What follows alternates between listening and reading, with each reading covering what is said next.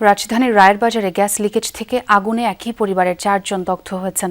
তাদেরকে জাতীয় বর্ণ প্লাস্টিক সার্জারি ইনস্টিটিউটে ভর্তি করা হয়েছে। রোববার দিবাগত রাত 4:45টার দিকে রায়েরবাজার মুক্তি সিনেমা হলের সামনে জিহাদ স্টোর জাহানারা ভিলা ভবনের নিচতলার ভাড়া বাসায় এই দুর্ঘটনা ঘটে। দগ্ধরা হলেন শেখ নিমান, তার স্ত্রী পিঙ্কি আক্তার, ছেলে সানফ শেখ মাইয়ান ও শ্যালক রিয়াদ হাসান আপু। পরিবারের সদস্যরা জানান, রাতে সেহরি করার জন্য রান্নাঘরে গিয়ে চুলা জ্বালানোর সময় বিকট শব্দে বিস্ফোরণ ঘটে। তাদের ধারণা, রান্নাঘর থেকে গ্যাস লিকেজ হয়ে জমেছিল। চিকিৎসকরা জানান, 4 জনের মধ্যে পিঙ্কির অবস্থা সবচেয়ে আশঙ্কাজনক।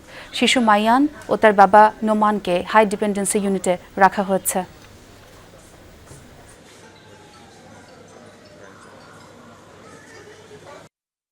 যখন সে ফায়ার করছে, ফায়ার করার সাথে পুরা জ্বলে গেছে। পুরা রুম, একটা রুম ছিল, একটা রুম পুরা অলরেডি ব্রাস্ট হয়ে আগুন লেগে গেছে। পুরোপুরিভাবে তো আর জানতে পারি নাই, যে যতটুকু জানছি মানে যে গ্যাস লিকেজই হবে আর কি, আনুমানিক এটাই মানে ভাবতেছি আমরা। তো 7% যার উনি আসলে সংখ্যামুক্ত, ওনাকে আমরা প্রাথমিক চিকিৎসা দিয়ে ছুটি দিয়ে দিব। 75% যিনি, উনি আসলে ক্রিটিক্যাল কন্ডিশনে আছেন। আর বাকি 2 জনও আশঙ্কাজনক। তো ওনাদেরকে আমরা আসলে অবজারভেশনে রেখে পরবর্তী 24 থেকে 48 ঘন্টা গেলে ওনাদের পরিস্থিতি সম্পর্কে বলতে পারবো।